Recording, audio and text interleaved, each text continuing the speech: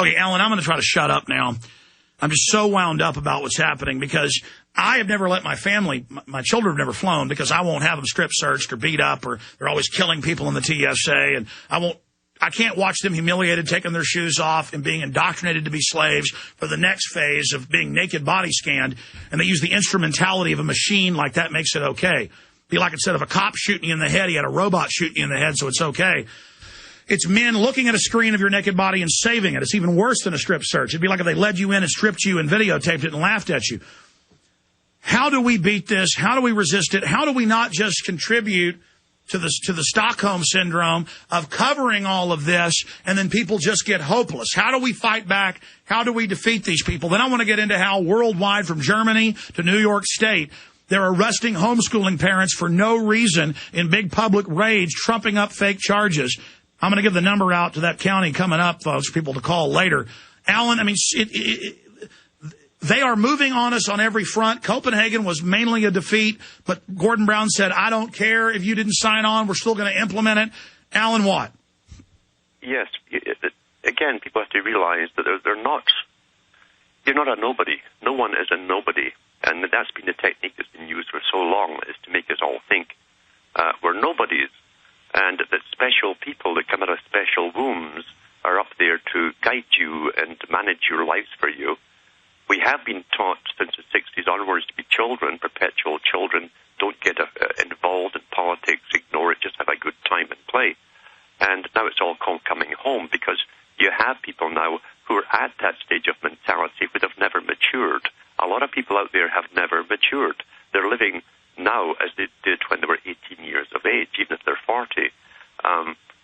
So we're aiming at the people who can still think, who still have a sense of self-respect and know how to give it back to people who have lost it along the way, their own self-respect. Government exists by the will of the people. Government is only an idea. That's all it is. And it only gets away with it. It's like money. If you have faith that that money works and someone will accept it, then things will work. If you have faith in the government, it will work.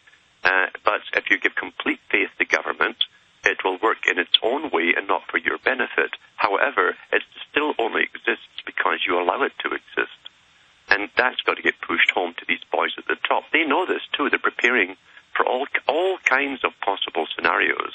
They've thought through the whole next 50 years agenda, and they're preparing for all possible outcomes.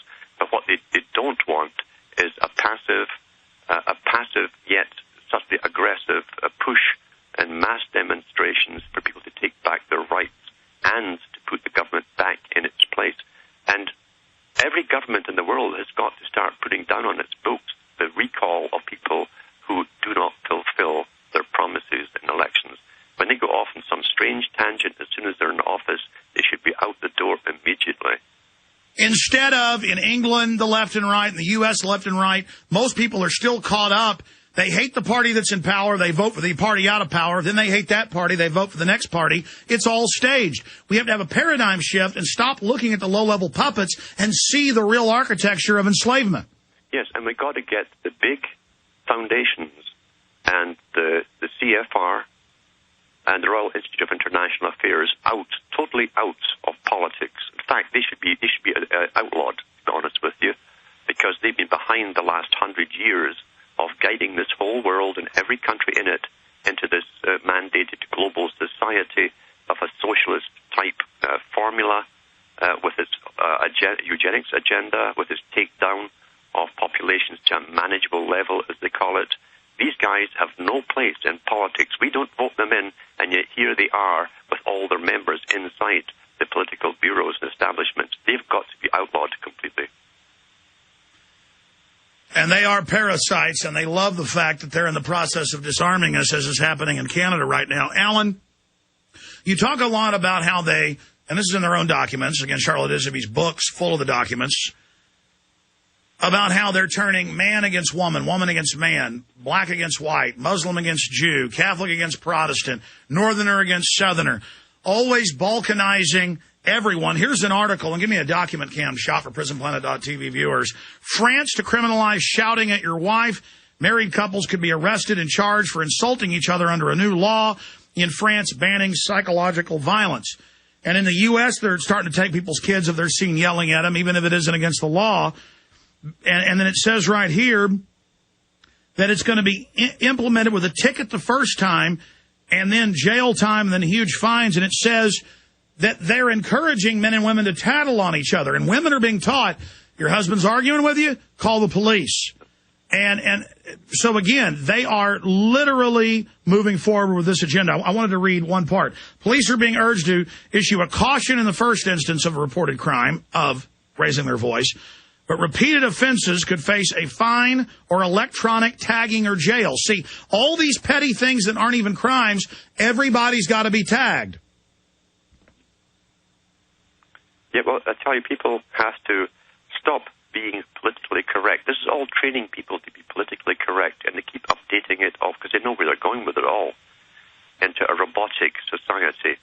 But it's also to make sure that you cannot live outside the government control. In other words, if you're going to have an argument, you must have a professional counselor there to have it.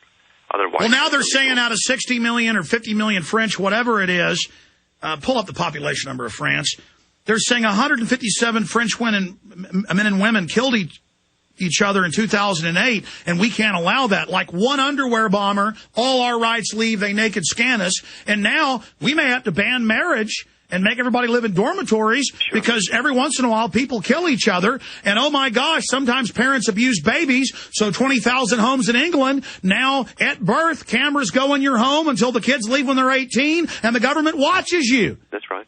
See, oh, well, my God, sometimes people fight, so we've just got to ban this institution. They're actually talking about it. It was back in the 1960s, in the American Psychological Association's own magazine. They said in the 60s, eventually they will put cameras in every citizen's homes. And it will pick up any signs of aggression, such as your mouth going down, the eyes narrowing, and they will have intervention teams that will come in straight away before anything happens. Now, we've got to understand, we're simply following through a script here. It's an intergenerational script. It's updated for each generation. And it's not happening by the moment, happenstance, with some strange new idea that came out of Parliament or Congress. It was implemented and written into UN various constitutions 40, 50, 60 years ago. And now they're announcing their world government. By the way, France has 61.5 million people. And now, Ellen, why are they now coming right out and saying, Van Rompuy, the head of the EU, Gore, Gordon Brown, they're all saying global governance is here. Yep. They announced at the conference, yes, we want it to be a global one-child policy. Yes, we want to shut down the money so you can't afford to have children. And then we'll CPS them if you're poor.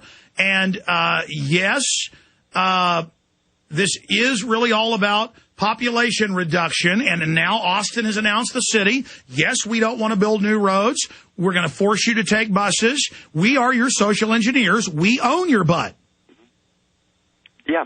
Again, a very old agenda. They were written but years ago of how they would do this, in fact, and how they would implement it by stages as they gradually altered the perceptions of each generation. So why are they now announcing it? Why are they getting so bold? Why is everything moving 10 times faster? They really believe now it's time. They believe now it's time. See, a long time ago they said that 2012 was when the UN would come up to its full power and be accepted by the world. They think it's now ready to be accepted by the various populaces of the world. And they're almost right. Most countries will go along because they're so beaten down by everything. They probably will just go along with it. In fact, they'll think, what can we do? We haven't protested anything for years. Most countries have not protested anything for years. So they've been trained to comply and comply and comply. So at the top, they do believe they're ready to accept global governance. You're right. And Alan, now suddenly, as you know, on CNN, Fox, they're going, the Japanese are looking at putting lithium in the water, an antipsychotic. Yeah. And the lady on the show says, I think it's a good idea. And suddenly they're going, yeah, we are going to put statins in the water and Prozac. And yeah, Prozac is in water supplies that don't have runoff that it shouldn't be. Yes, it's going to make you feel better. They're just titrating the dose. For those that don't know, to get used to, say, Cobra bites, they give people small amounts of the venom and build it up. And I believe that's why they let Ventura have the TV show. He means well, I mean well, but they believe it's now time to throw it in your face. That's why they're not too worried about me, because they believe it's now time to throw it in your face. I just want to ask the controllers and the bureaucrats that get petty power out of this, who are compartmentalized. Do you like giving your kids tap water, in some cases over 300 deadly chemicals, but on average 150 plus? Do you like the fact that your boys are effeminate and a lot of them don't even have a sperm count by the time they're 20? Do you like the fact that everybody's dying of cancer? I mean, do you really like this? But see, it's a psychological trick. They get off on the fact that they feel like they're part of it. And they also, most people go into denial. They cannot believe that the masters above them would be so bad as to actually do this deliberately. In fact, the masters count on the public, saying, well, they're always screwing up. It's got to be a mistake. They wouldn't have meant to do that. And, of course, they did mean to do that, because Julian Huxley said in the 1950s